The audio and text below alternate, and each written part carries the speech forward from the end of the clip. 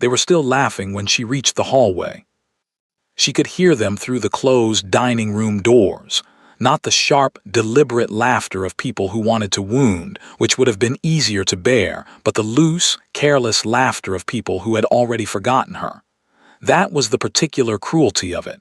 She had not even been worth remembering for the length of a corridor. She kept her back straight. She kept her chin level. She kept her hands still at her sides, which was the hardest part, because her hands always wanted to do something when the rest of her was not allowed to. The footman at the door did not meet her eyes. He had heard. Of course he had heard.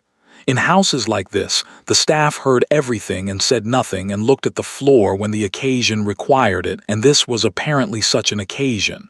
She thanked him anyway. She stepped out into the cold. The carriage was waiting at the end of the drive, her father's old carriage with the worn step and the door that stuck in the rain, and she walked toward it with the measured, unhurried pace of a woman who had somewhere to be and was simply on her way there. She climbed in. The door closed. The carriage moved. She waited until they had cleared the gates, until the lights of Ashford Hall had disappeared behind the tree line, and there was nothing outside the window but dark road and darker fields. And then, and only then, she let her hands unclench.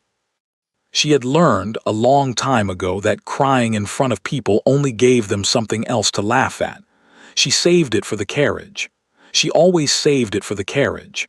This time, however, something was different. Halfway home, somewhere on the dark road between Ashford Hall and everything she was going back to, the tears stopped, not because she had finished, but because something else had arrived. Something quieter and more deliberate than grief. A decision. She was never going back. She sat with that for the rest of the journey, turned it over, examined it from every angle, found it solid. By the time the carriage stopped at her door, she had dried her face, straightened her gloves, and made up her mind entirely. She did not know, stepping out into the cold night air, that a footman was already crossing the drive behind her. She did not know he was carrying a note. She did not know whose seal was on it. It had begun, as these things often do, with the best of intentions and the worst of timing. The invitation had arrived on a Tuesday stiff cream paper, the Ashford crest pressed into dark wax, her name written in a secretary's careful hand.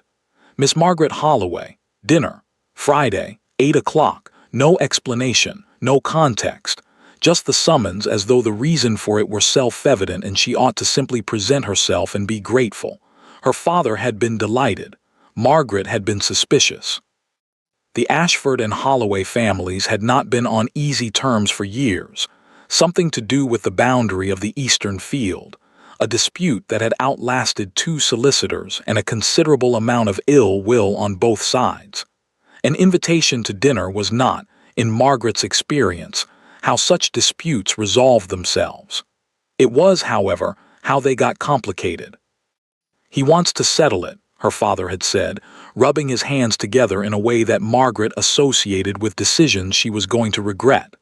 Face to face, man to man, well, a brief pause, man to family. "He invited me," Margaret had said, "not you. You represent the family." "I represent myself," Margaret had said, "which is not the same thing." Her father had given her the look he reserved for observations he found inconvenient, a slight compression of the lips, a brief redirection of attention to something across the room, and said nothing further.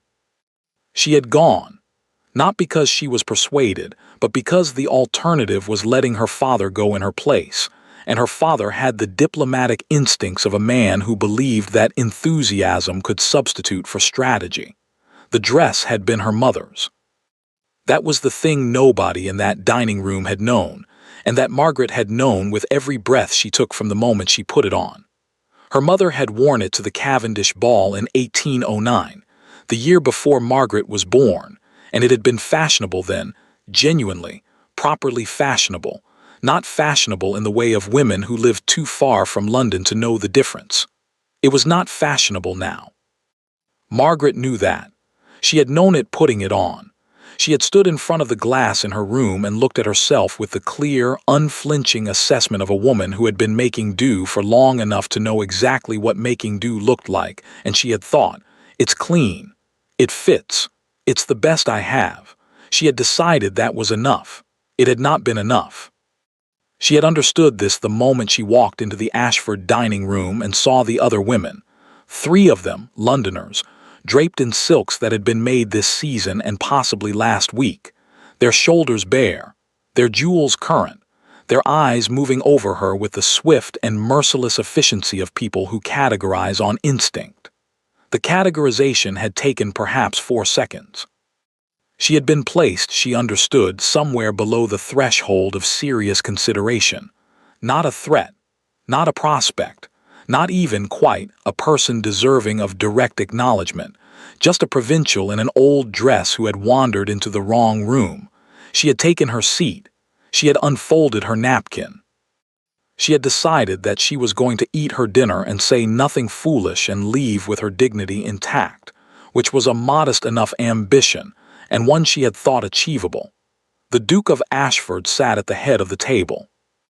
Margaret had seen him before twice, at county functions, across enough distance that she had formed no particular impression beyond the general outline of a tall, dark-haired man, with the bearing of someone accustomed to rooms arranging themselves around him. Up close he was more defined than that, sharper, quieter, with the kind of face that gave nothing away unless it chose to. He had acknowledged her arrival with a nod, courteous, brief, the nod of a host checking off an expected arrival. Then he had turned to the woman on his left, one of the Londoners, dark-eyed and elegant, and the conversation had moved on, and Margaret had been, efficiently and without malice, set aside. She had eaten her soup. The laughter had begun with the fish course. She had not heard what started it, a comment from the woman across the table, something murmured behind a gloved hand, a remark that traveled down the table in pieces before it arrived at her end hole.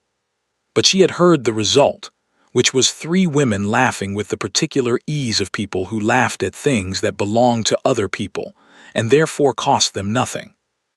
And she had looked up briefly, and across the candles and the crystal and the careful flower arrangements she had met the Duke's eyes. He had been looking at her, not laughing, not joining, just watching. She had held his gaze for 1 second, 2. He had looked away first. He had said nothing. That was the whole of it. Not cruelty, she could have survived cruelty. Cruelty had edges you could push against. Just silence. The silence of a man who had weighed the cost of speaking and found something else more pressing. She had set down her fork. She had picked it up again. She had finished every course. The note was waiting when she stepped out of the carriage. Her father's housemaid was on the step, which was unusual at this hour, and beside her a young man in Ashford livery, holding a sealed note with the careful expression of someone who had been told to wait until it was delivered personally. Margaret took it. She looked at the seal, the Ashford crest, dark wax, pressed with the signet ring she had noticed on the Duke's hand at dinner. She broke it. Inside, in a hand that was not a secretary's, decisive, slightly impatient, the handwriting of a man who wrote quickly and meant what he wrote, were 5 words: "I owe you an apology," and below that a signature, "James Ashford." Margaret stood on the step in the cold night air and read it twice. Then she folded it with great care and put it in her pocket. She did not send the boy back with a reply. She went inside. She hung up her mother's dress. She sat on the edge of her bed and thought about a man who had watched in silence and then written 5 words in his own hand as she checked the clock 10:30 on a Friday night. She thought about what 5 words cost a duke. She thought about what his silence had cost her. She decided they were not, at present, equivalent. She went to bed. She did not sleep particularly well, but she did not cry again either, which felt, in its own small way, like a victory. He came the next morning. Margaret was in the garden when she heard the horse, not the sound of her father's old mare, which she knew by its particular unhurried plod, but something faster and more deliberate, the sound of an animal that had been ridden with purpose. She looked up from the rose bed she had been attending to with more concentration than it strictly required, and saw the Ashford crest on the saddle before she saw the man. She straightened. She did not remove her gardening gloves. The Duke of Ashford dismounted at the gate with the ease of a man who had been on horseback since childhood and had never needed to think about it. He was not in the formal clothes of the previous evening, riding coat, plain dark, no ceremony to it, which meant he had come directly without preparation, which meant he had decided to come before he had time to talk himself out of it. Margaret noted this without softening. He saw her across the garden. He came through the gate. "Miss Holloway," he said. "Your Grace." She did not curtsy. She was in a garden in the morning in her working gloves, and curtsying under these circumstances seemed like a concession she had not agreed to make. He did not appear to expect one. He stopped a few feet away and looked at her with the same direct, unguarded attention he had fixed on her at dinner, the look she had not known what to do with then, and did not know what to do with now. "I came to apologize," he said. "I received your note," Margaret said. "A note is not an apology." "No," she agreed, "it isn't." He absorbed this without visible reaction. "Then I should have stopped them." "Yes." "I didn't." "No." A pause. A bird somewhere in the garden started up and then thought better of it. "Is there a reason," Margaret said, "or only an explanation?" He looked at her. Something moved in his expression, not offense, not the faint aristocratic surprise of a man unaccustomed to being questioned, something more honest than either. The look of a man who had been asked a fair question and was deciding whether to give a fair answer. "There was someone at the table," he said. "I was trying to impress. It was foolish. It lasted approximately 30 seconds before I understood how foolish it was, at which point you were already leaving." Margaret looked at him steadily. "You watched me leave," she said. "Yes." "And said nothing then either?" "No." "So the 30 seconds passed," she said, "and you understood it was foolish, and you watched me walk out of your dining room and you still said nothing." He did not look away. "Yes." "That," Margaret said, pulling off one gardening glove with a precise, unhurried movement, "is not a reason. That is simply a longer explanation." She turned back to the rose bed. Behind her, silence. Then, "You're right." She stopped, did not turn. "I have no reason," he said. "Only the fact of it and the fact that I am sorry and the fact that sorry is insufficient. I know that." A pause. "I came anyway." Margaret stood with her back to him for a moment. Then she turned. He was still there. He had the look of a man who had prepared several versions of this conversation and found that none of them had been necessary, because she had taken it somewhere none of them had anticipated. "Thank you for coming," she said. Her voice was even, not warm, not cold, the voice of a woman who was being precise. "I heard what you said. I believe you mean it." She held his gaze. "But you watched, Your Grace. You sat at the head of your table and you watched, and that is the whole of it. A note and a morning visit don't change what the watching was." She went inside. Her father met her in the hallway. He had been at the window, she could tell by the angle he was standing at. Slightly too casual, slightly too far from where he would naturally be at this hour. And his expression had the particular quality of a man assembling an attitude in a hurry. "The Duke of Ashford," he said, "in our garden." "He came to apologize," Margaret said, hanging her gloves on the hook by the door. To apologize. Her father said it the way he said things he found improbable. Ashford came to apologize. "Yes." "What did you say?" "I thanked him and came inside." Her father stared at her. "Margaret." "I'm going to wash my hands," she said. "Is there tea?" "There is tea," her father said, with the baffled resignation of a man who had learned over many years that Margaret in this particular mood was not a thing to be steered. "There is tea." She thought about it that afternoon. Not about the Duke, or not only about him. About the night itself. About the specific architecture of what had happened, which she had been turning over since the carriage, examining from different angles the way you examine a piece of furniture you are considering buying. This joint here, this grain there, Where does it hold and where does it give? The women had laughed. That was the surface of it, the visible part, the part that had required the carriage and the dark road and the decision. But beneath that, the Duke's silence, and beneath that, her father's eagerness. The way he had said man to family and looked at her as though she were a piece to be moved rather than a person to be consulted. And beneath that, the question she had not let herself ask yet, because she had been too busy being dignified. Why had she been invited at all? Not for the Arazi dispute. That could have been handled by solicitors, had been handled by solicitors badly and expensively for 3 years. A dinner invitation was not how you resolved a boundary dispute. A dinner invitation was how you resolved something else. She sat with that for a while. She did not arrive at a comfortable conclusion. The second note came on Monday. Not 5 words this time. A full page in the same decisive hand, and she sat at the window in the morning light and read it with the careful attention she gave things that were going to require a response. It was about the Eastern Field. He wrote, reviewed the original boundary agreement, the one drawn up between their fathers 15 years ago, and had found certain irregularities. He used that word, irregularities, a lawyer's word chosen deliberately. He did not elaborate on the irregularities. He simply stated that they existed, that he intended to have them examined properly, and that he wanted her to know before he proceeded. I thought you should hear it from me directly, he wrote, rather than through solicitors, which is how things in this particular matter have gone wrong before. Margaret read it twice. Then she read the last line again. I thought you should hear it from me directly. She put the letter down. She picked it up. She went to find her father. He was in his study, which was where he spent his mornings, nominally doing accounts and actually reading agricultural journals and occasionally doing accounts. He looked up when she came in with the expression of a man interrupted mid-avoidance. She put the letter on his desk.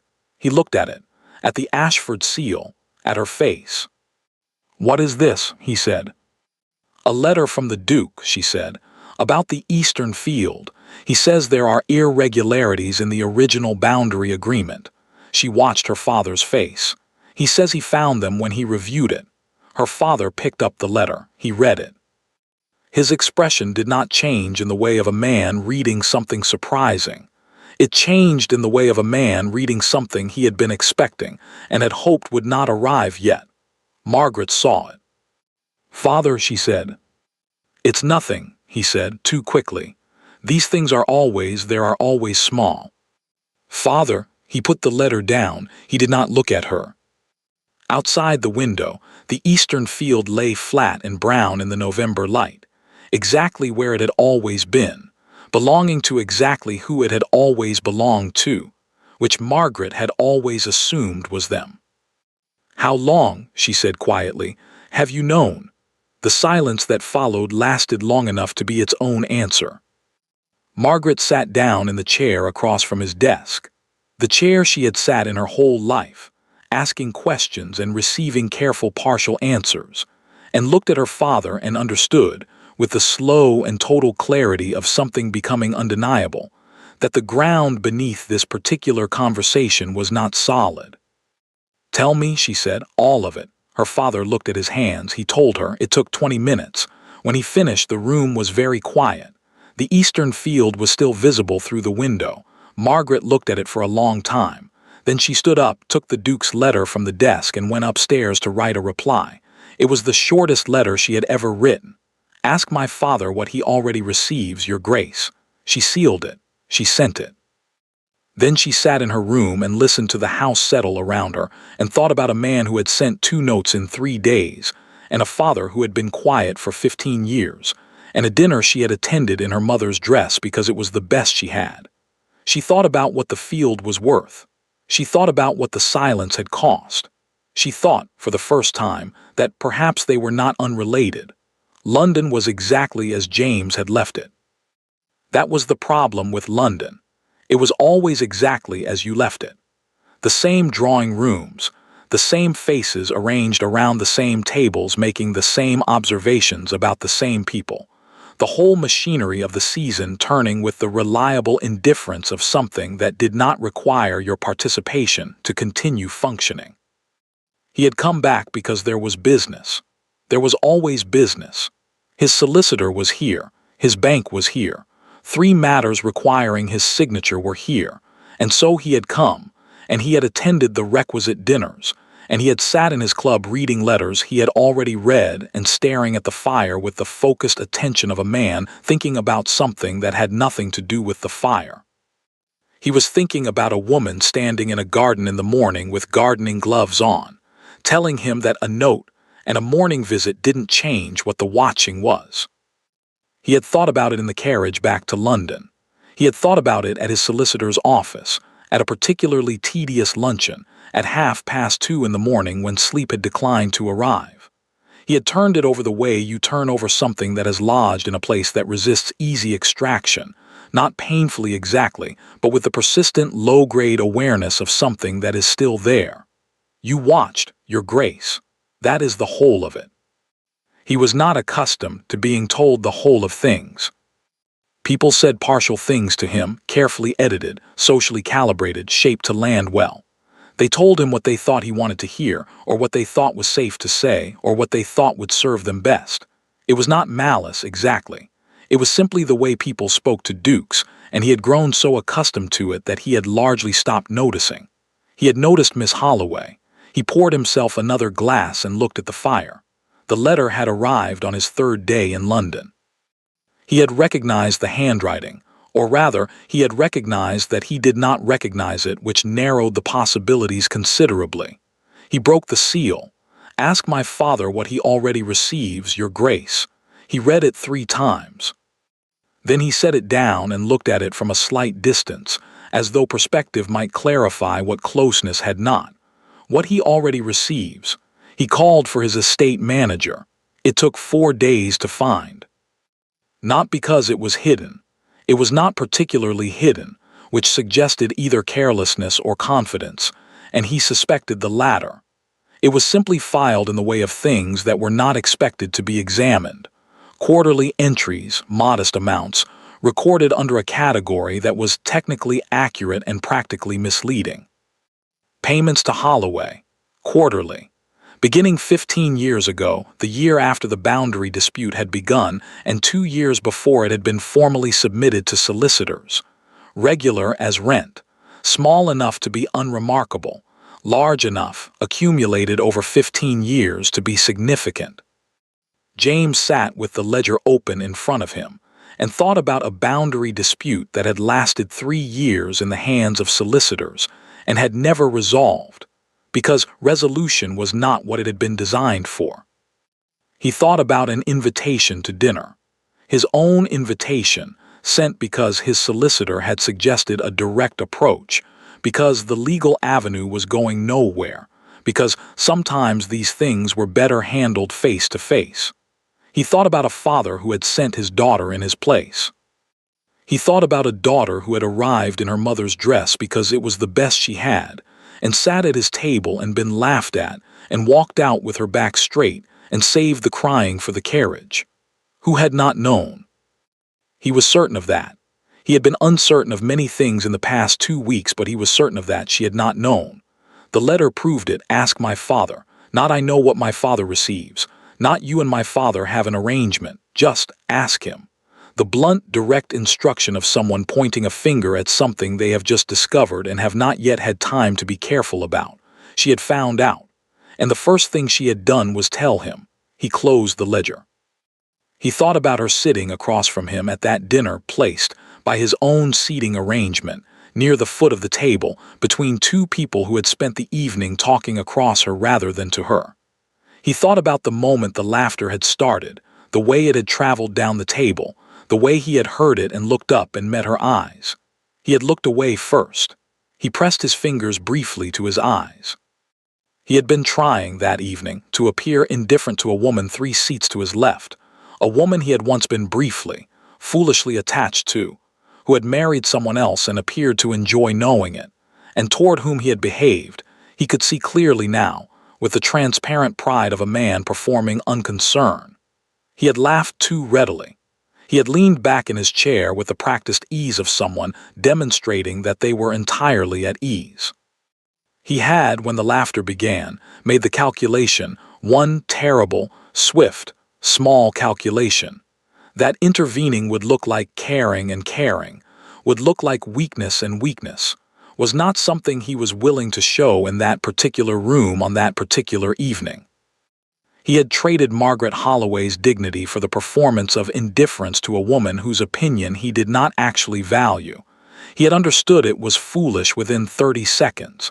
He had said nothing for far longer than 30 seconds. You watched, Your Grace. That is the whole of it. Yes, that was the whole of it.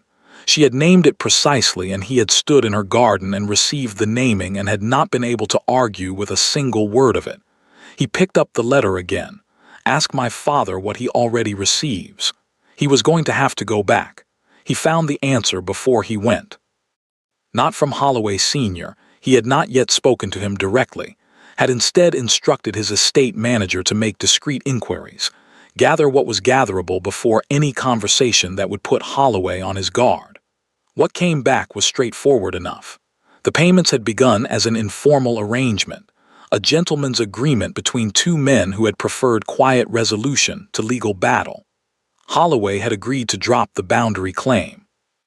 James's father had agreed to the quarterly payments.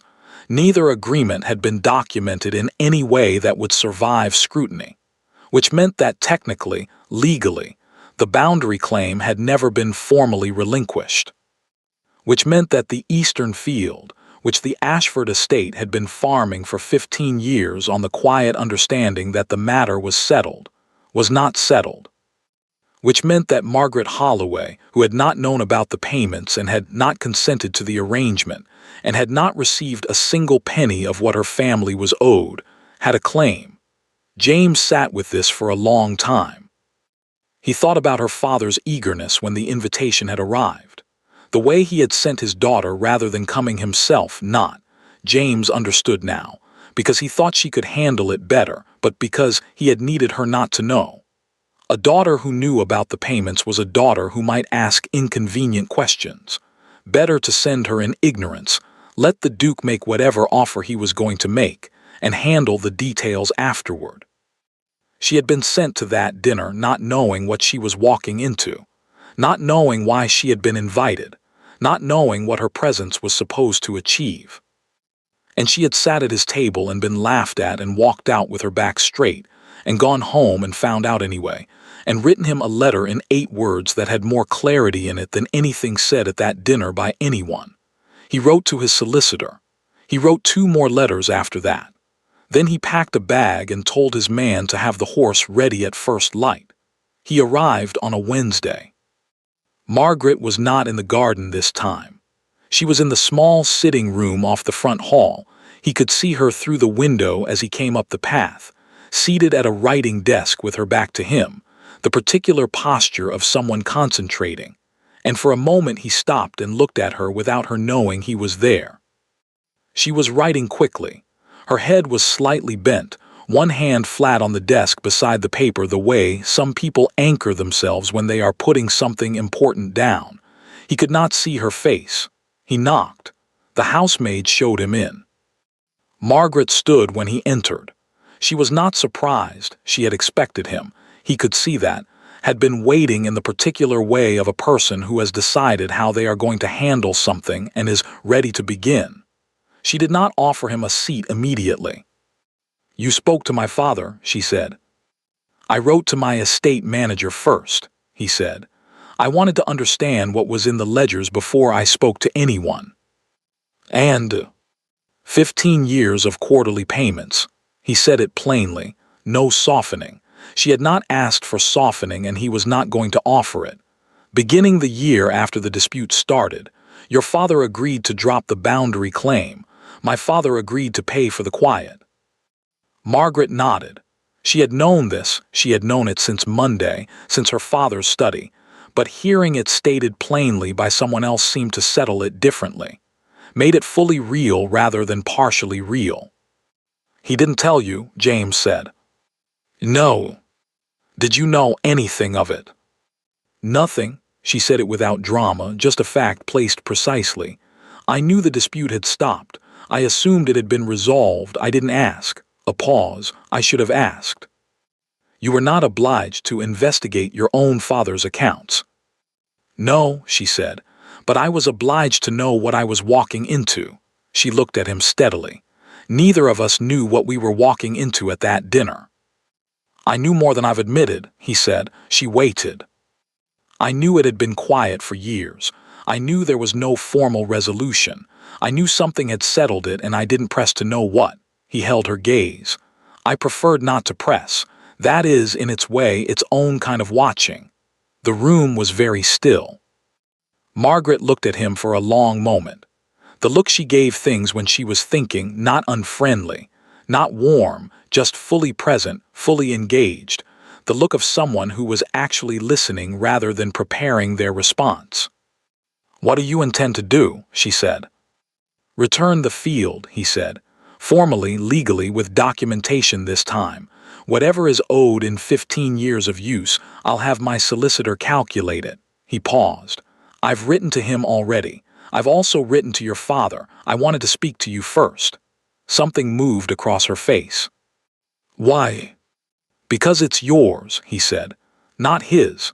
Yours. The arrangement was made without your knowledge and at your expense, and you are the one who found it and named it, and I thought you deserved to hear what I intend before anyone else does. Silence. The clock on the mantelpiece ticked. Sit down, Margaret said. He sat. She sat across from him, not at a table, no formal distance between them, just two chairs and the fire and the morning light coming through the window, and for a moment neither of them spoke. Then she said, Tell me about the irregularities, all of them, from the beginning. He told her. It took longer than 20 minutes.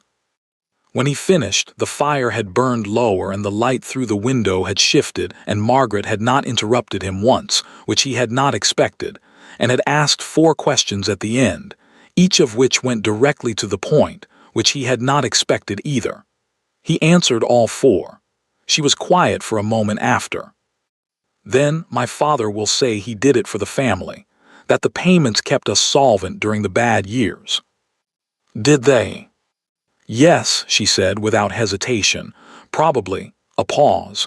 That doesn't make it right, it makes it complicated. She looked at the fire. I've been thinking about the difference between those 2 things since Monday. And I haven't finished thinking yet, she said, which was, James thought, one of the most honest things a person had said to him in recent memory. He stood to leave. At the door he stopped. Miss Holloway, she looked up. I want to say something that is not about the field. She waited. I have thought about that dinner every day since it happened, he said. Not the field, not the payments, not any of it. Just you, walking out, the carriage. He said it plainly, with the same directness she had given him in the garden because it was the least he owed her. I don't say that to complicate anything. I say it because it's true and because you have been honest with me and it seemed wrong not to return the same. Margaret looked at him. For the first time since he had met her, he could not read her expression entirely. Thank you, she said, for coming, and for the order in which you came. He nodded. He left. He was halfway down the path when he heard the front door open behind him. Your Grace, he turned. She was standing in the doorway. The morning light was behind her, the same flat gold and gray indecision as the night of the dinner, as every morning in November. You said you have been thinking about it every day, she said. Yes. What exactly, she said carefully, have you been thinking? He stood on the path in the cold and looked at her and said the true thing, because she had asked for the true thing, and because anything else would be another kind of watching. That I would like, he said, the opportunity to do it differently. Silence. A bird somewhere, a distant horse, the ordinary sounds of a morning that did not know it was anything other than ordinary. That, Margaret said at last, remains to be seen. She went back inside. James walked to his horse. He was smiling before he reached the gate. November became December. The field was returned on a Thursday. Margaret sat at the kitchen table and read through 12 pages of legal documentation with the same focused attention she gave everything that mattered. And when she finished, she set the papers down and looked out the window at the eastern field, her field, properly, finally, with documentation this time, and felt something she had not expected to feel. Not triumph, not relief exactly. Something quieter than either. The specific feeling of a thing being made right that should never have been made wrong, which was its own category of satisfaction and carried, alongside the satisfaction, the shadow of everything the wrongness had cost. Her father had said very little since the Duke's letter had arrived. He had read it in his study alone, and when he emerged he had the look of a man who had been bracing for something for a long time and had found that the arrival of it was both worse and better than the bracing. Worse because it was real now. Better because the waiting was over. He had said, "I did what I thought was necessary." Margaret had said, "I know." She had said nothing else. She was still thinking about the difference between complicated and wrong, and she had not finished thinking, and she was not going to say more until she had. The letter arrived on a Monday. Not from the Duke's solicitor this time. From the Duke.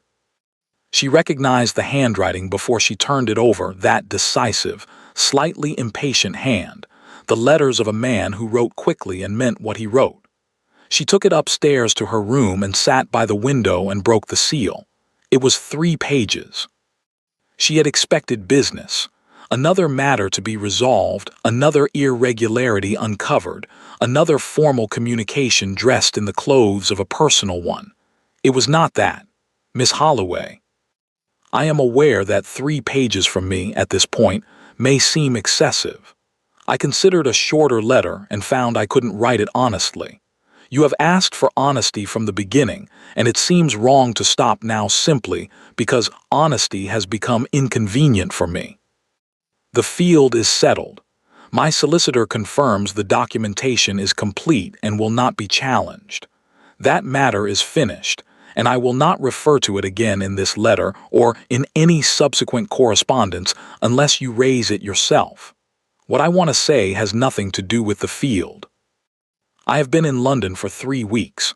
I came back because there was business, which there was, and because I thought distance might make certain things clearer, which it has not. London is precisely as useful as it always is, which is to say moderately useful for business and entirely useless for thinking about anything that actually matters. I have been thinking about a conversation in a sitting room on a Wednesday morning, about a woman who listened to a long and not particularly flattering account of 15 years of her family's history, and asked 4 questions at the end, each of which went directly to the point, and none of which were the questions I had been bracing for. I had been bracing for anger. You were not angry. You were something I find harder to account for, which is simply clear. I told you at the door that I would like the opportunity to do it differently. You said that remained to be seen. That was the correct answer, and I am not writing to argue with it. I am writing because I think you deserve to know what differently means, in practical terms, so that you can make whatever assessment you are going to make with complete information. It means I would like to write to you, if you will permit it, not about the field or the solicitors or any matter of business, about the things one writes to a person one is interested in. I am aware that interested in is doing considerable work in that sentence, and I am leaving it there intentionally, because anything more specific at this stage would be presumptuous, and anything less specific would be dishonest. It means I would like, when I am next in the county, to call on you, properly, with your father's knowledge, which I recognize is a complicated thing given recent events, but which seems more honest than the alternative. It means I will not watch again when I should speak. I cannot promise to always say the right thing. I can promise to say something. You are not obliged to answer this letter. If you choose not to, I will understand it as an answer. J. Ashford. Margaret read it twice. Then she put it down on the windowsill and looked at the eastern field for a long time. 3 pages. From a duke. written in his own hand in London, which meant he had sat down at a desk in the middle of whatever his London life consisted of and written 3 pages to a woman in the country who had told him that his apology was insufficient and sent him to interrogate her father. I considered a shorter letter and found I couldn't write it honestly. She picked it up and read it again. The thing about the letter, the thing she was turning over with particular care, was its precision. It did not flatter. It did not charm. It did not do any of the things she would have expected a man in his position to do when writing to a woman in hers. It simply said what it meant in order without decoration. I am leaving it there intentionally, because anything more specific at this stage would be presumptuous. She set the letter down. She thought about a man on a garden path, smiling before he reached the gate. She had seen it, had been watching from the window, which she was not going to admit, and it had been brief and unguarded and entirely real. She went to her writing desk. She sat down. She did not write immediately. She sat for a while and thought about what she wanted to say and what she was willing to say and whether those were the same thing, and decided that they were, largely, which made the writing easier. Your Grace, 3 pages is not excessive. It is, however, notable, and I want you to know that I noticed. I will answer your questions in the order you ask them, which is the clearest way. You may write. I will read what you write and I will reply, which I think is the honest version of permission rather than the polite one. You may call when you are next in the county. My father will receive you. The complications of recent events are real, but they are not, I think, insurmountable, and in any case they are mine to manage and not yours to worry about. As for what differently means, I will tell you what it means from my end, so that you also have complete information. It means I will say what I think, which I have always done and intend to continue doing. If that becomes inconvenient, I would ask you to remember that you requested honesty and adjust accordingly. It means I have no interest in being managed around or handled carefully or treated as something fragile. I am not fragile. I am particular, which is different. It means that watching when you should speak is the one thing I will not forgive a second time. You said you cannot promise to always say the right thing. I am not asking for the right thing. I am asking for something, which, as you correctly identified, is a different standard and one I think you can meet.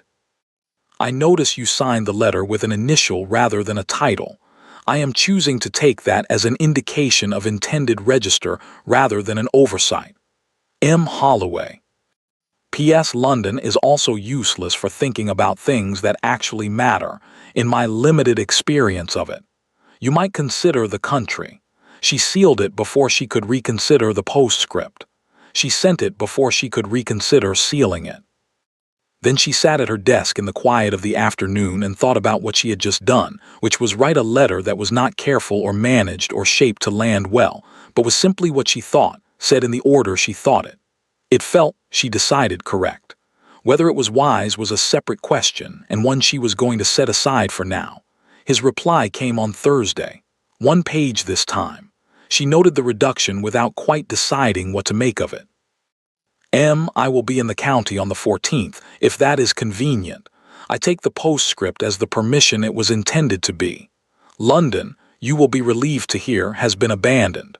J. Margaret read it 3 times. She was smiling by the second time, which she considered a data point worth acknowledging. She went to find her father. He was in the study. He was always in the study. She knocked and came in and sat in the chair across from his desk, that chair, the one she had sat in her whole life, and looked at him. He looked back. He had the wary expression he had worn since the Duke's formal letter arrived, not guilt exactly, or not only guilt, but the particular wariness of a man who has been caught out by his own daughter and is not certain where they stand. The Duke is coming on the 14th, Margaret said. Her father was quiet for a moment. To call. Yes, another pause, on you. Yes. He looked at his hands, then out the window, then at a point somewhere above her left shoulder that was easier than her face. Margaret, he said, what I did. I know why you did it, she said. I understand why. I haven't decided yet whether understanding is the same as forgiving, and I'm not going to say it is before I'm certain. She held his gaze when he finally looked at her. But I'm not going anywhere.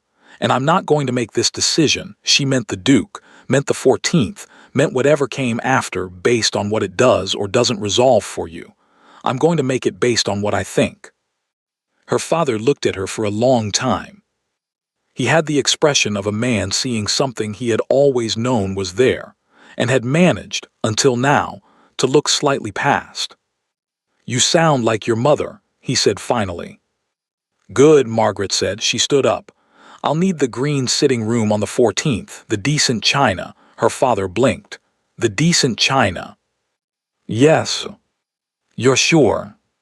"I'm particular," Margaret said. "Not uncertain. There's a difference." She left him to work that out. That night she sat by her window and looked out at the eastern field in the dark. It was just a field. Flat, brown, unremarkable in the November night. It had no idea what it had cost or what it had started or how many letters had been written on its account. She thought about a dinner she had attended in her mother's dress because it was the best she had. She thought about a carriage on a dark road and a decision made in the cold. She thought about 12 pages of legal documentation and 3 pages of something else entirely, and 1 page after that, and a postscript she had sent before she could reconsider it. She thought, the 14th. Outside, the field lay in the dark exactly as it always had, belonging finally to exactly who it had always belonged to. Margaret went to bed. She slept very well. The 14th came and went. And then the 21st. And then the 1st of December.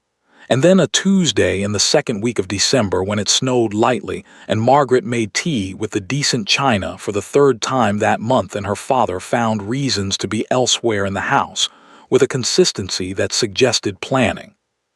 James came on horseback. Always on horseback, always alone.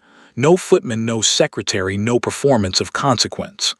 Margaret had noted this on the first visit and filed it carefully.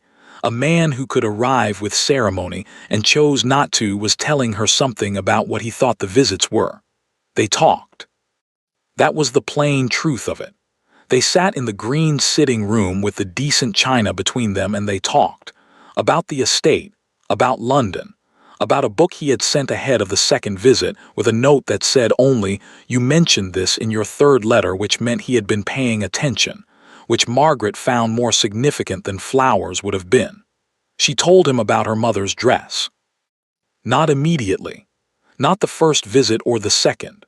On the 3rd, when the snow was coming down outside and the fire was high and the conversation had arrived, by some natural and unplanned route, at the subject of the dinner, not accusingly, not carefully, just arrived there the way conversations arrive at things when the people having them are being honest. She told him the dress had been her mother's, that it had been fashionable once, that she had known, putting it on, that it was not fashionable now and had decided it was the best she had and that the best she had should be enough. James listened without interrupting. When she finished, he was quiet for a moment. Then he said, "I didn't notice the dress." She looked at him. "I noticed you," he said, "at the door when you arrived.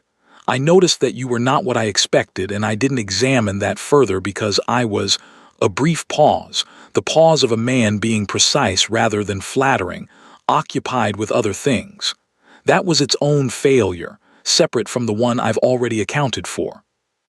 "You're cataloging your failures," Margaret said. "I'm being accurate." "There's a difference between accuracy and penance," she said. "I don't need the penance." He looked at her. "What do you need?" She considered this. "I need you to notice now," she said. "That's all, not instead of then, just now, going forward consistently." "I can do that," he said. "I know," she said. "That's why I said it." He did not come on the 28th. He had written ahead, a state matter, unavoidable.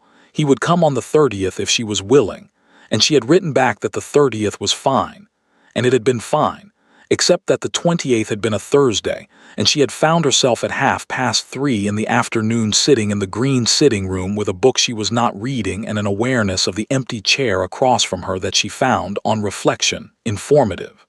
She did not mention this. She filed it. January arrived with the particular gray determination of a month that intends to be exactly as long as it is. James had gone back to London after Christmas. There were parliamentary matters, he had explained, things that couldn't be managed from the country, and she had said she understood, which she did, and he had said he would write, which he did, and the letters had continued with the same character as the visits: direct, substantive, occasionally surprising. He wrote about Parliament with the frank exhaustion of a man who believed in its necessity and found its reality tedious. He wrote about a dinner he had attended where someone had made the same observation 3 times and been congratulated each time. He wrote, in his 5th letter, more carefully than the others, the handwriting slightly less impatient, that he missed the green sitting room, which was not, he acknowledged, the most elegant way of saying what he meant, but was the accurate one. Margaret wrote back about the field, which was being properly fenced at last, and about a neighbor's daughter who had asked her advice about a situation Margaret was not going to describe in detail, but which had required the better part of an afternoon and the entire pot of tea. She wrote about a book she had disagreed with strongly, and found she had enjoyed more for the disagreeing. She wrote in her 6th letter that the green sitting room was, she had come to understand, improved by a second chair being occupied, which was not, she acknowledged, the most elegant way of saying what she meant either. His reply came in 2 days, which was faster than usual. February brought a letter of a different kind. She almost missed the change in it. The handwriting was the same, the seal was the same, and the first page was business enough that she had turned to the second before she understood what she was reading. He was coming back. That was the first thing. He would be in the county by the end of the month. The second thing was the question. It was placed in the middle of the 2nd page, between a paragraph about the parliamentary session and a paragraph about the fencing, which she suspected was intentional. No ceremony around it, no build-up, just the thing itself placed plainly in the middle of other plain things. I want to ask you something when I come. I am telling you in advance because I think you prefer to have information before events rather than during them, and because if the answer is no, I would rather you have time to think about it than feel ambushed into a response. If the answer is no, I will accept it and we will have tea and talk about the book you disagreed with, and I will not raise it again unless you do. If the answer is yes, I would like to have the conversation properly in person, which is why I am not asking it here. I think you know what I am going to ask.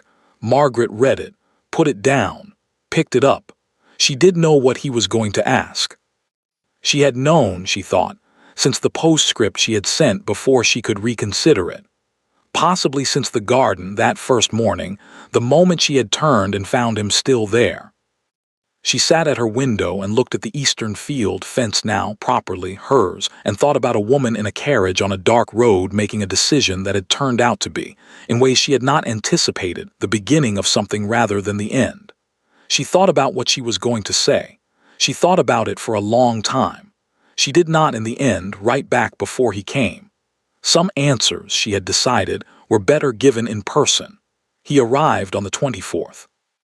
It had snowed again overnight, and the path to the house was freshly white, and the elm trees along the drive stood bare and dark against it, and everything had the particular clarity of a winter morning that has decided to be beautiful whether or not anyone is paying attention. Margaret was at the window when she saw him come through the gate. She did not go down immediately. She took her time, finished what she was doing, which was nothing, which she acknowledged was not particularly convincing, and then went downstairs with the measured pace of a woman who had somewhere to be and was simply on her way there. Her father was in the hallway. He had answered the door himself, which he never did, which meant he had been waiting. He looked at her when she came down the stairs. She looked at him. "The decent china," she said. He nodded. Something in his expression, not quite a smile, but its near neighbor, moved briefly and was gone. He went to find the decent china.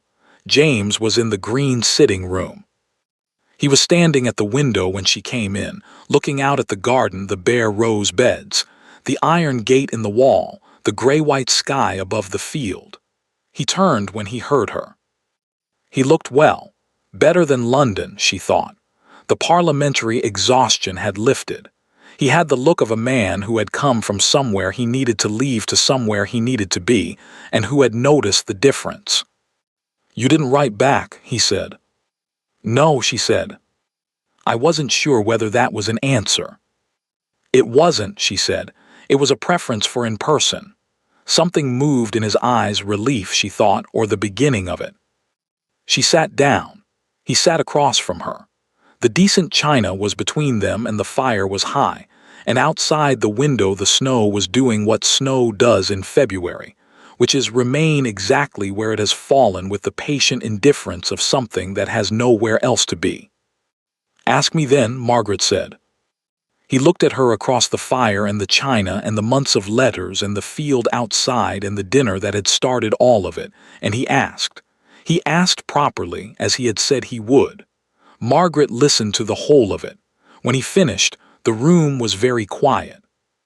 She thought about a dress that had been her mother's, about a carriage on a dark road, about a note with 5 words in a garden in the morning, and a man who had come back anyway and sat in this chair in this room month after month, and said what he meant and meant what he said and noticed, consistently, which she had asked for and which he had provided. She thought about the empty chair on the 28th. She thought about a postscript sent before she could reconsider it. "Yes," she said, simple, unadorned. The way she said things when she had decided to say them properly. James was quiet for a moment. "Then, I should tell you, my solicitor will want to discuss the property arrangements, and there are several matters relating to the estate that—" "James," she said. He stopped. "We can discuss the solicitor tomorrow," she said. "Today I would like you to simply have said yes and received it." He looked at her.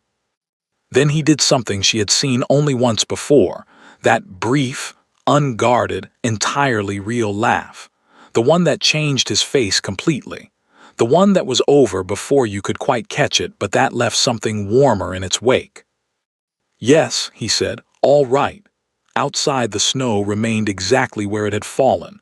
The fire burned steadily. The decent china sat between them, patient and unhurried, not going anywhere. That evening, after James had gone and the house had settled into its ordinary night sounds, Margaret went to her father's study. He looked up. She sat in the chair across from his desk. "Well," he said. "Yes," she said. Her father looked at her for a long moment. He had the expression of a man who had made mistakes and knew it, and was watching his daughter choose, from a position of complete information, to build something good anyway. Not because the mistakes were forgiven, or not only because of that, but because she had decided that what was ahead was more worth her attention than what was behind. "Your mother," he said, "would have managed him completely within a fortnight." "I know," Margaret said. "I intend to take at least 3 weeks." Her father made a sound that was, undeniably, a laugh. Margaret stood up. At the door she stopped. "Father," he looked up. "I haven't finished thinking," she said. "About the rest of it, I want you to know that I haven't finished." "I know," he said quietly. "But I'm not going anywhere." He nodded, once, slowly. The nod of a man receiving something he knows he has not entirely earned and is grateful for anyway. Margaret went upstairs. She sat at her writing desk. She did not write a letter. There was no letter to write tonight. James was barely down the road. She would see him tomorrow about the solicitor and the property arrangements and all the practical machinery of yes. She just sat for a while in the quiet of her room and thought about the shape of things. A dress, a carriage, a decision on a dark road, a field, properly fenced, belonging finally to exactly who it should. And ahead of that, she looked out the window at the snow, still exactly where it had fallen, patient and unhurried. Ahead of that, something she did not have the full shape of yet. That was all right. She was particular. She would work it out as she went. March arrived like an argument. Cold one day, deceptively mild the next, then cold again. The kind of month that could not decide what it wanted to be and made everyone around it pay for the indecision.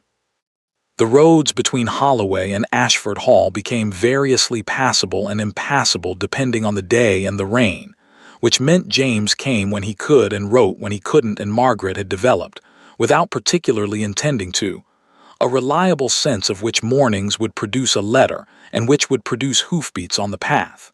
She preferred the hoofbeats. She had not told him this. She thought he probably knew. The engagement had been announced quietly. Her father had placed the notice.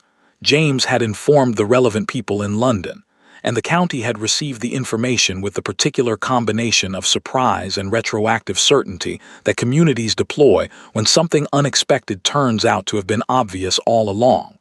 Of course, people said, having said nothing of the sort before. One could see it coming. Margaret found this neither irritating nor gratifying. It was simply what people did. What she had not anticipated was the other thing. The thing that arrived not in letters or notices but in drawing rooms, in the careful conversations of women who had known the Ashford name longer than they had known Margaret Holloway, and who had opinions about the distance between those two things. It began with Mrs. Alderton. Mrs. Alderton was 60, wealthy, and had attended every social event in the county for 40 years with the consistency of a natural phenomenon. She called on Margaret on a Wednesday morning in the second week of March, accompanied by her daughter, and sat in the green sitting room with the expression of a woman performing a kindness. "My dear Miss Holloway," she said, accepting tea with the air of someone granting a favor. "How very surprising, all of this." "Is it?" Margaret said. "Well," a small smile, the kind that carried information without committing to it. "The Duke of Ashford he moves in rather particular circles, London circles. One wonders how, a delicate pause, how you will find it." "I expect I will find it as I find most things," Margaret said pleasantly, "by going there and paying attention." Mrs. Alderton's smile held. "Of course. Though London can be, the people there can be rather," she glanced at her daughter, who was examining her teacup with sudden concentration, "exacting." "I have some experience with exacting people," Margaret said. "I manage." She said it with the same even tone she used for everything, which gave Mrs. Alderton nothing to object to specifically, and yet communicated, with some precision, that the line of inquiry was not one Margaret intended to follow further.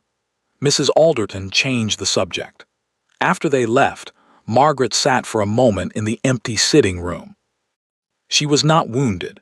Mrs. Alderton was not the first and would not be the last, and the observation, "one wonders how you will find it," was not even particularly sharp.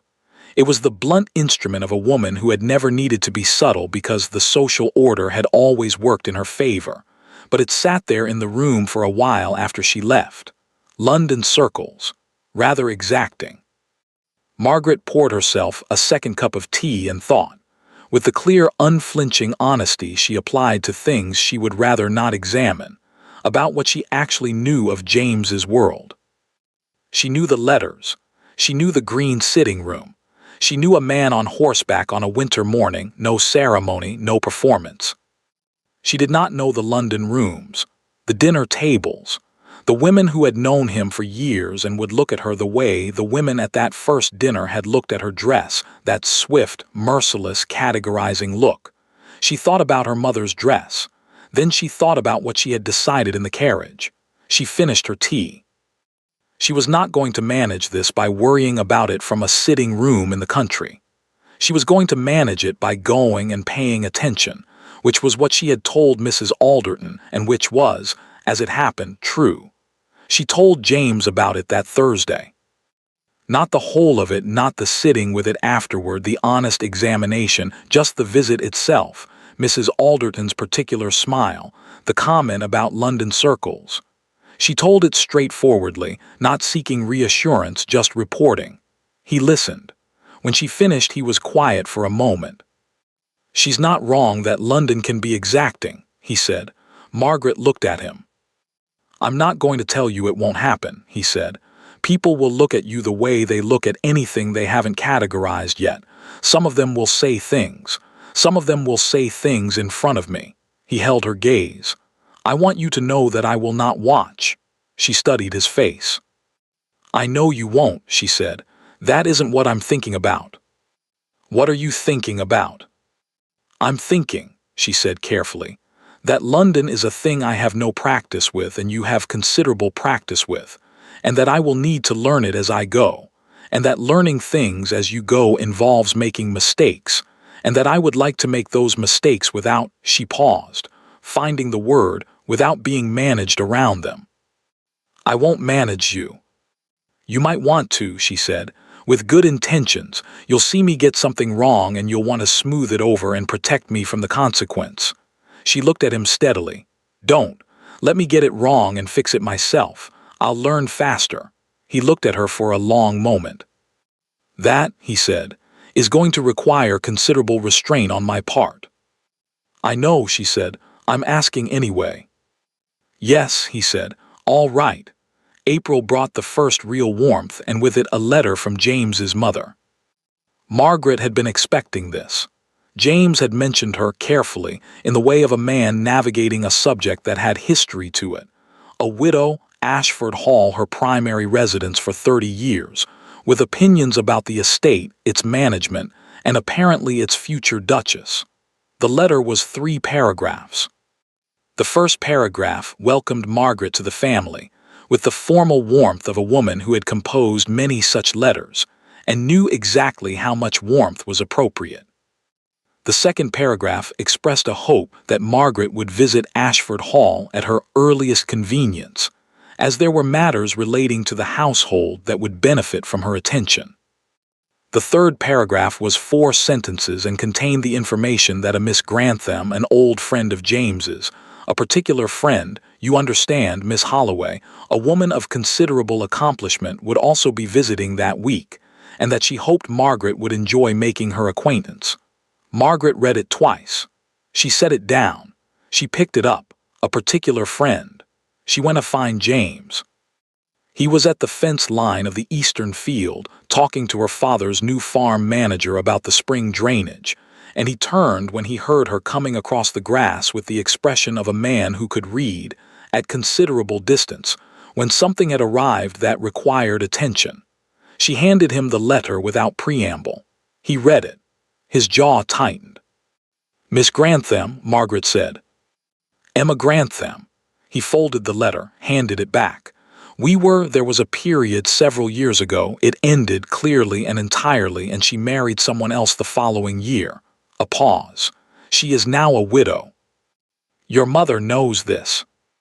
My mother, he said, with the careful restraint of a man who had been having a version of this conversation for 30 years, has opinions about most things and acts on them without always consulting the people most affected. She's testing me, Margaret said. He looked at her. Before I arrive properly, Margaret said. She wants to see what I do with the information. She considered this. It's actually rather intelligent. It's rather, he stopped himself. You're not angry. I'm thinking, she said. There's a difference. She looked at the field, at the new fence posts bright against the April grass. When are we expected?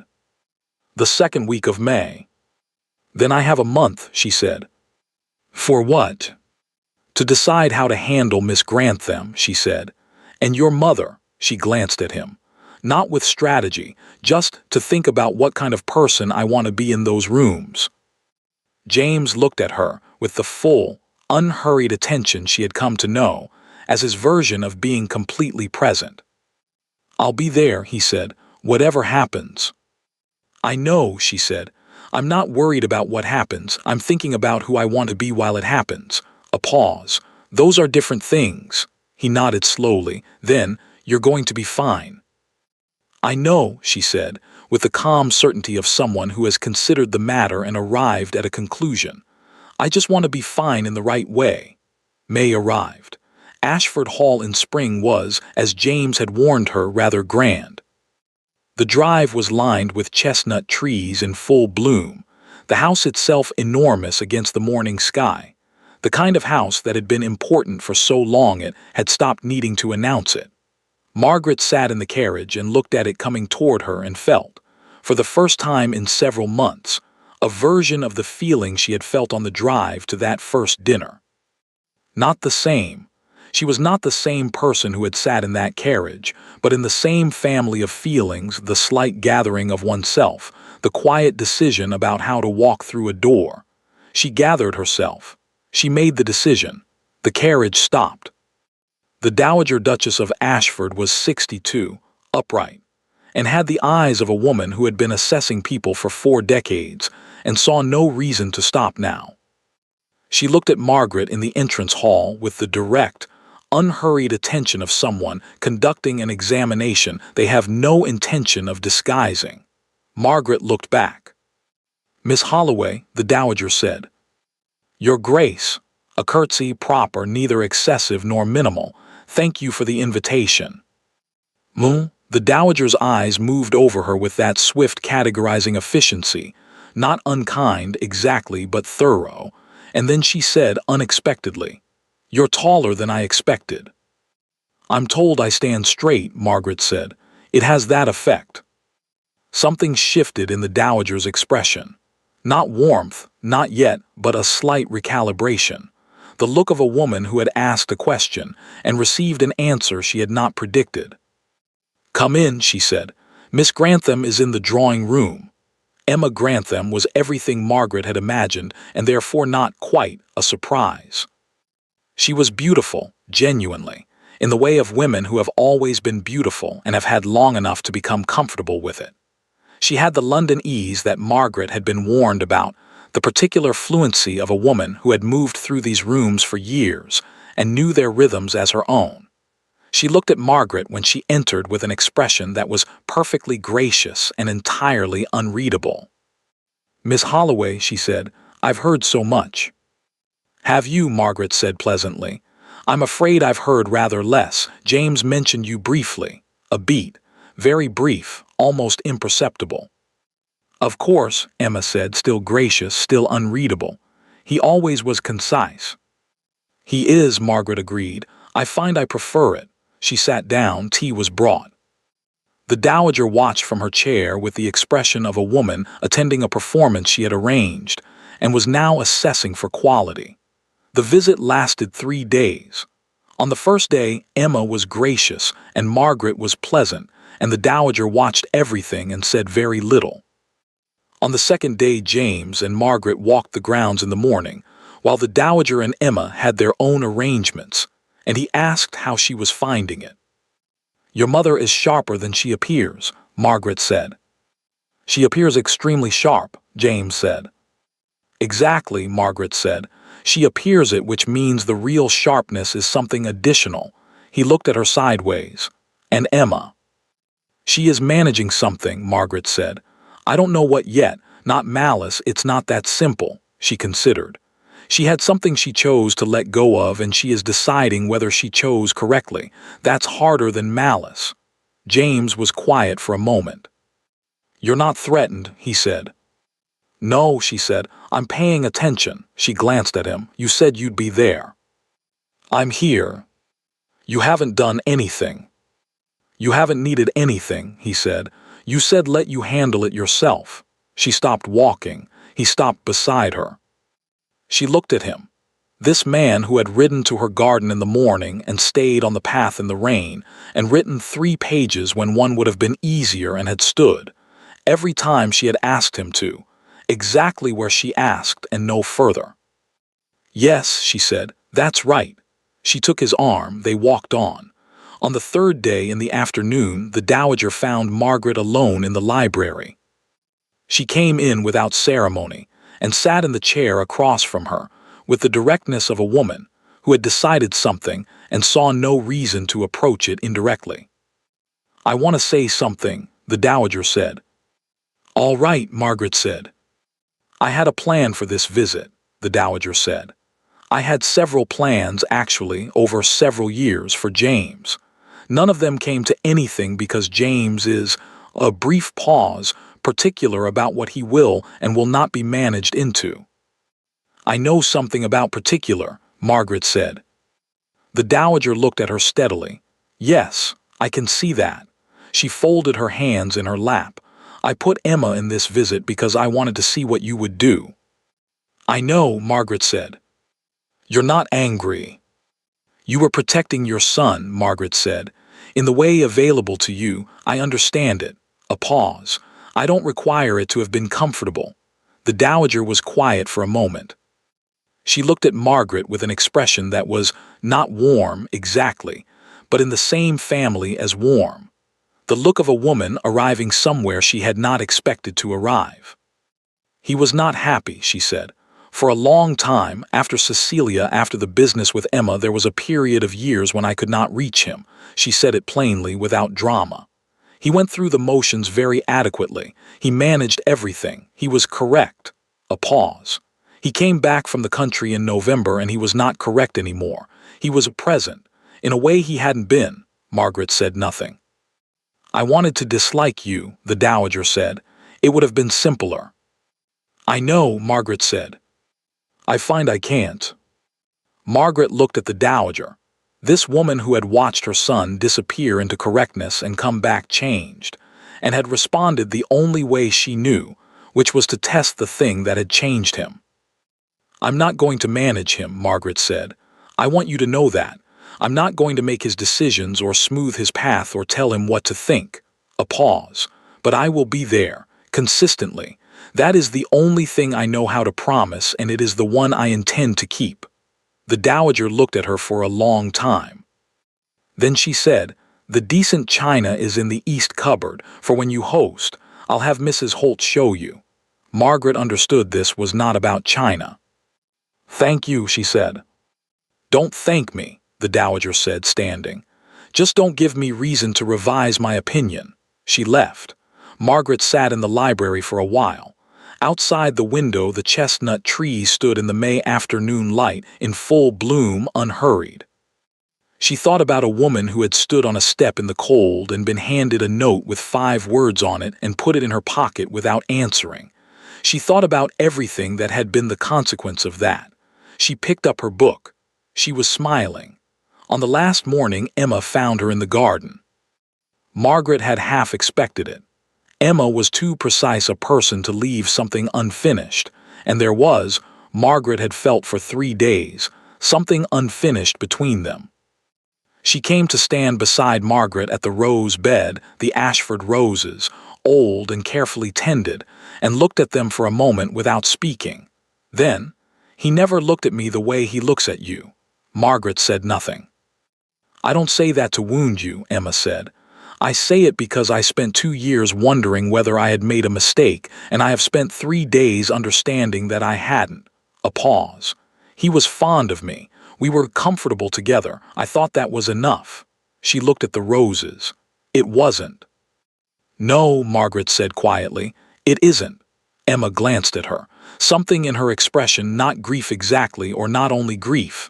The older, quieter thing. Take care of him, she said. I intend to, Margaret said, in the way of not managing him and being consistently present, which is apparently what's required. Emma looked at her for a moment. Then, unexpectedly, she laughed, brief, genuine. The laugh of a woman who had been holding something carefully and had just been given permission to set it down. Yes, she said, that would do it. She went back inside. Margaret stood at the rose bed for a while longer. The morning was warm, properly warm for the first time this year. The kind of warmth that means spring has stopped negotiating and made up its mind. She thought about the Dowager and Emma and the 3 days and what she had learned, which was this. She had walked into rooms that were not hers and found, steadily and without managing, that she could be herself in them. Not Cecilia's pink, not her mother's dress, herself. That was, she decided, the thing she had been building since the carriage, since the decision on the dark road, brick by quiet brick. James found her in the garden an hour later. He came from the house with the unhurried pace of a man who is not performing anything, just walking towards something he wants to reach. He stopped beside her. My mother, he said. We had a conversation, Margaret said. It was fine. Fine, he repeated, with the tone of a man who understood that fine from Margaret covered considerable ground. She showed me where the decent china is, Margaret said. He looked at her. She approved, Margaret said, in her way. Her way being telling me not to give her reason to revise her opinion. James was quiet for a moment. Then, that is, for her, practically a declaration of affection. I know, Margaret said. I took it as one. He looked at her sideways, the particular look she had come to recognize as his version of being quietly, thoroughly glad about something. You managed it, he said. I didn't manage anything, she said. I was simply myself in several rooms and let the rooms decide what to do with that. That, he said, sounds deceptively simple. Most true things do, she said. He offered his arm, she took it. They walked back toward the house, toward the chestnut trees and the grand front steps and the rooms that were going to be hers, in the way of belonging rather than acquisition, in the way of a woman who had decided in a carriage on a dark road that she was not going back. She had not gone back. She had gone forward instead, which was, she thought, the better direction. They came back from Ashford Hall on a Friday. Margaret's house felt smaller after 3 days in the other one, not uncomfortably so, just differently scaled, the way a familiar room looks briefly strange after an absence. She walked through it when she got back, not because she needed anything but because she wanted the reassurance of its smallness, its ordinariness, the hook by the door where her gardening gloves hung and the clock in the hallway that ran 4 minutes fast and always had. She was home. For a few more weeks home. After that, Ashford Hall, the East Wing, the decent china in the cupboard Mrs. Holt had shown her, a life that was not yet fully imaginable which did not frighten her because the parts of it she could imagine were, on balance, good. She hung up her coat. She made tea. She sat at the kitchen table and was very quiet for a while, which was what she did after things that had required sustained attention. Let the attention wind down, let the room be ordinary, let herself be ordinary in it. Her father came in at 6:30. He sat across from her. They drank tea in the comfortable silence of two people who had been in conflict, and had not entirely resolved it, and had decided, mutually and without discussion, that the unresolved parts did not prevent the comfortable silences. How was it, he said. Good, she said. He waited. His mother is formidable, Margaret said. She tested me. And I passed. A pause, I think. Her version of passing is telling me not to give her reason to change her mind, so the test, technically, continues indefinitely. Her father made a sound. Sounds exhausting. It sounds honest, Margaret said. I prefer it to the alternative. He nodded. They drank their tea. Outside the window, the May evening was doing the soft, unhurried thing that May evenings did, light lasting longer than expected. The garden going gold at the edges, the eastern field flat and quiet in the distance. Father, Margaret said. He looked up. I've been thinking, she said, about the rest of it. He went still. I haven't finished, she said. I told you that. I'm still not finished. She held his gaze. But I want you to know that I understand what you were doing. Not just that you did it, I understand why. The bad years, the field, what it cost. She paused. I'm not going to tell you it was right, but I'm going to tell you I understand it, and that understanding is, I think, the beginning of the rest. Her father looked at her for a long time. He was not a man who showed things easily. He had the face of someone who had learned, over many years, to keep things on the inside where they could not be used against him. But something moved across it now.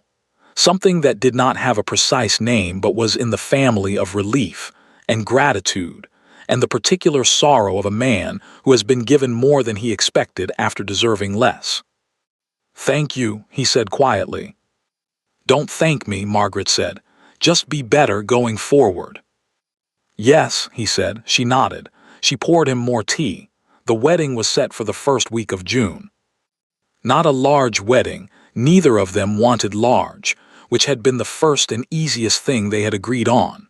The church in the village, the people who mattered, a dinner afterward at Ashford Hall with the decent china deployed in full. The weeks before it had the quality of a river approaching a bend. everything moving toward a single point, gathering speed imperceptibly, and then the bend itself arriving faster than expected. There were things to be done. There were always things to be done. Margaret did them with the focused efficiency she brought to everything practical. The correspondence, the arrangements, the particular negotiations between her father's household and James's that required patience and specificity in equal measure. And in the middle of all of it, ordinary life continued, because it always did. She gardened. She wrote letters. She read the book she had disagreed with and then read it again, which she had told James about, and he had said that was either very open-minded or very stubborn, and she had said she hadn't decided yet. He came when he could, which was often enough.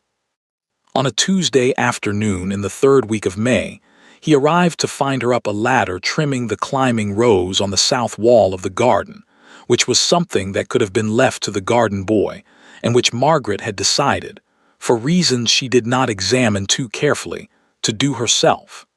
He stood on the path below and looked up at her. "Is there a reason," he said, "that the garden boy isn't doing that?" "I'm doing it," she said. "I can see that." "Then your question answers itself." He leaned against the garden wall with his arms folded and watched her for a moment. "You're going to do this at Ashford Hall," he said. "Climb things that don't need climbing." "Your roses need work," she said without looking down. "I noticed in May, the east beds haven't been properly cut back." "I have 3 gardeners who have not properly cut back the east beds," she said. A pause. "I'll tell them you're coming," he said. "Tell them I'm coming and I'll want to do some of it myself," she corrected. "There's a difference." He looked up at her on the ladder in the afternoon light, her gardening gloves, her complete composure at an unnecessary height, the focused attention she brought to everything whether it required it or not, and she heard below her the sound she had come to wait for without admitting she waited for it. Brief, low, entirely real. She came down the ladder. 3 days before the wedding it rained. Not the mild spring rain that had been coming and going for weeks, but something heavier and more committed, the kind that settles in before noon and makes clear it intends to stay for the duration. James arrived at 10:30, considerably wetter than he had intended, and Margaret's housemaid took his coat with the expression of a woman unsurprised by this development. He found Margaret in the green sitting room. She looked up when he came in, looked at him, the damp coat on the hook, the rain still visible through the window behind him. "You rode in this," she said. "It wasn't raining when I left." "It has been raining since 8 o'clock. "I may have left later than I intended." She looked at him, he looked back. There was something in the room, not quite tension, not quite its opposite. Something that had been building for weeks, since May, since the garden and the ladder and the 3 days at Ashford Hall, accumulating with the quiet patience of things that have decided to become real regardless of whether you are ready for them. 3 days, she thought. 3 days and then the church and then Ashford Hall and the East Wing and the decent china and the life she could not yet fully imagine. She had not been frightened of it before. She found, sitting in the green sitting room with the rain on the windows and James standing in the doorway still slightly damp, that she was not frightened of it now either. But she was something that was in the same family as frightened without being it. "Sit down," she said. He sat. She looked at him across the fire, this man who had come through the rain on a Tuesday morning, because he had intended to come, and the rain had not changed that, and said, because she had learned to say the true thing, "I want to tell you something." "All right," he said. "I have been," she found the word, calm about all of this. The engagement, the arrangements, the visit to your mother. "I have been calm because that is how I approach things and because being calm is generally the correct approach." She held his gaze. "But I want you to know that the calm is not the whole of it." He waited. "I am not," she paused. "I am not someone who says things easily, the large things. I say the honest things and the direct things and the practical things, but the large things," she stopped, started again. I want to say something large, and I want to say it before the church, because after the church there will be people and arrangements and the machinery of it, and I would like to say it now here, where there is only the fire and the rain." James was very still. "I love you," Margaret said. She said it the way she said things when she had decided to say them properly, plainly, without decoration. "Not because you returned the field or wrote 3 pages or came through the rain," she said. "Those things are evidence, but the thing itself," she looked at him steadily, "is the thing itself, and I wanted to say it before the church." The room was very quiet, the rain on the windows, the fire. James looked at her across the ordinary, extraordinary space of the green sitting room, the decent china between them, the chair he had occupied for months, the room that had become, without ceremony, the room where things were said properly. "Margaret," he said. "Yes." "I have been in love with you," he said, "since the garden, the first morning, when you told me a note and a morning visit didn't change what the watching was." A pause. "I didn't know what to call it then. I called it a great deal of other things first, but that was when." She looked at him. "I know," he said, "that you prefer information given in advance of events, so." He held her gaze. "There it is." Margaret was quiet for a moment. Then, "You have known since September and said nothing." "I was working up to it. For 8 months. I wanted to say it properly," he said, "when it was the right time." "The right time," she said, "was apparently 3 days before the wedding in the rain." "In the green sitting room," he said, "which seemed right." She looked at him, he looked back. Outside the rain came down, with the steady, committed persistence of something that had decided on a direction, and was not reconsidering. "Come here," she said. He came. Not the formal distance of the green sitting room visits, not the measured propriety of the drawing room at Ashford Hall. He came and sat beside her, and she looked at him close up, this face she had been reading for 8 months, that gave nothing away unless it chose to. That chose to now, and she thought about a woman in a carriage making a decision on a dark road. She had decided never to go back. She had not known then where forward led. She knew now. She reached out and straightened his collar, which was still slightly damp and had turned up on one side, and he caught her hand when she finished and did not let go.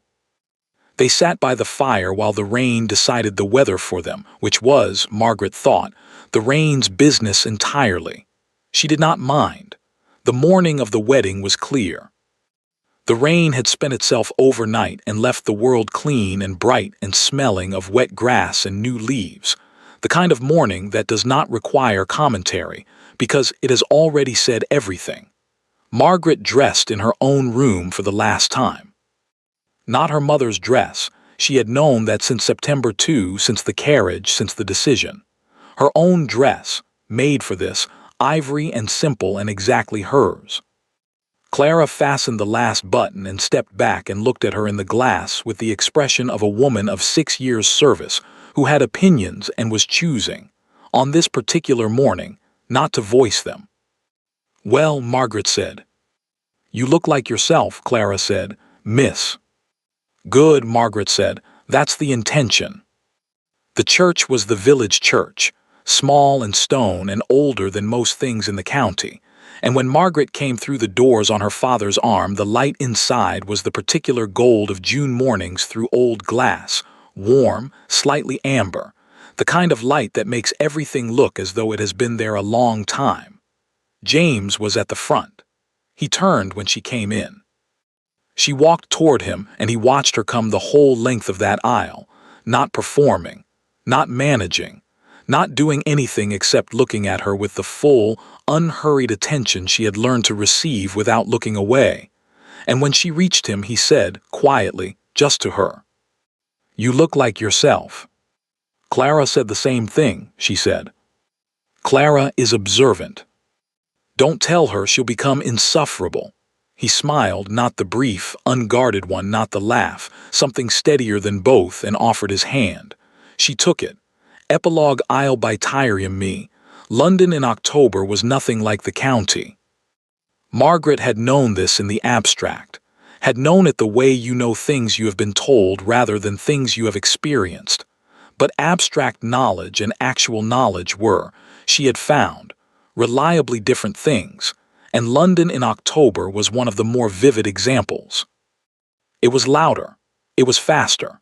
It moved with the particular urgency of a city that had decided long ago that stopping was not something it intended to do and had been proving the point ever since. The streets, the drawing rooms, the dinner tables, everything had a current to it, a direction, and if you did not know the direction you were likely to find yourself moving against it without quite understanding why. Margaret had spent 4 months learning the direction. She had made mistakes. She had said the wrong thing on 2 occasions that she knew of and possibly more that she didn't.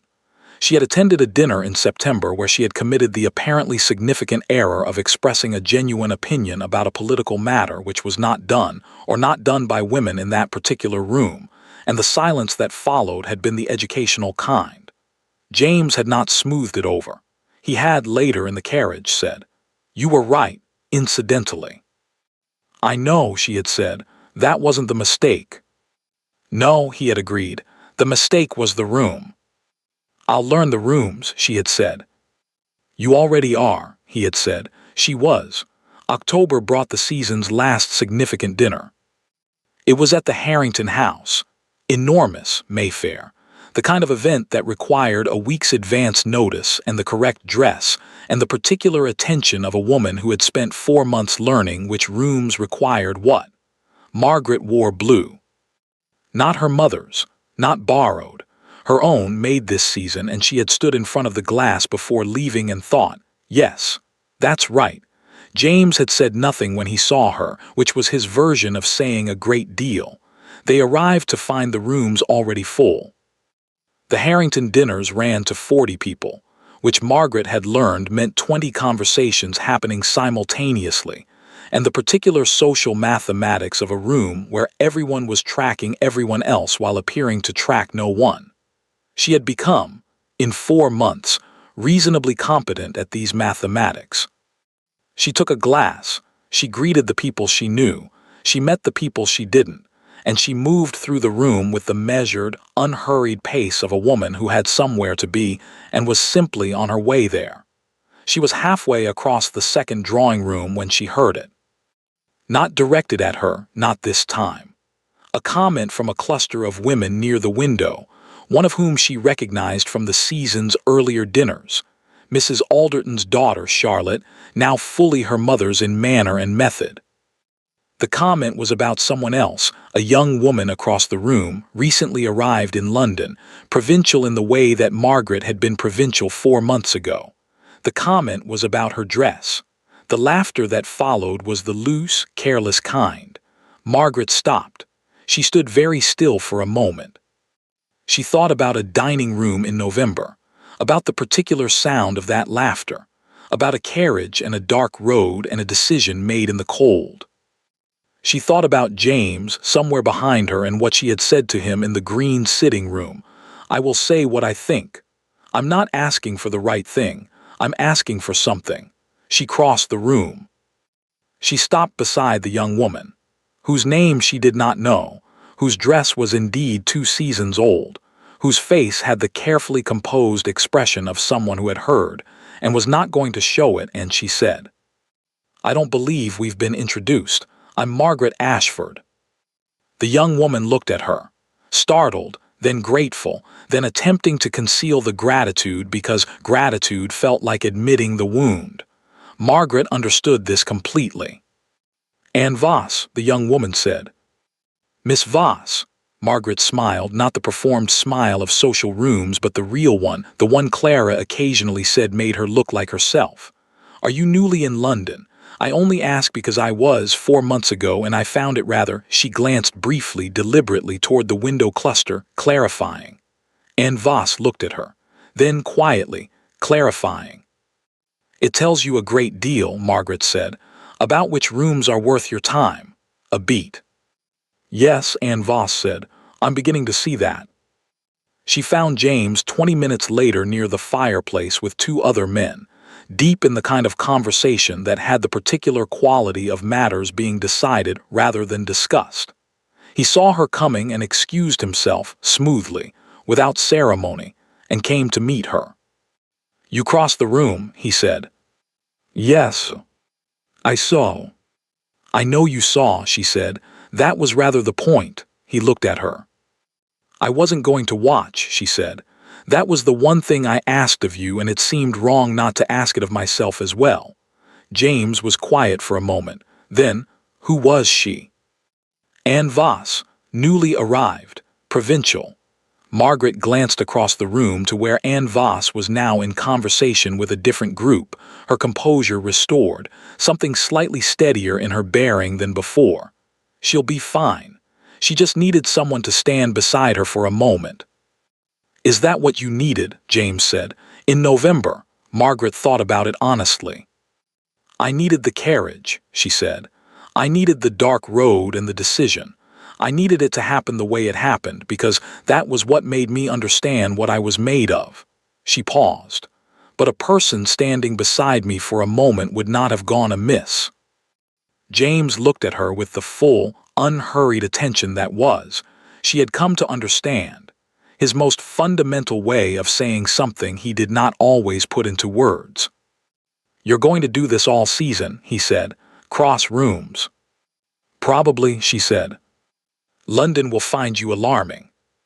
"London," she said, "will find me consistent, which is more alarming, I grant you." He offered his arm, she took it. They went in to dinner.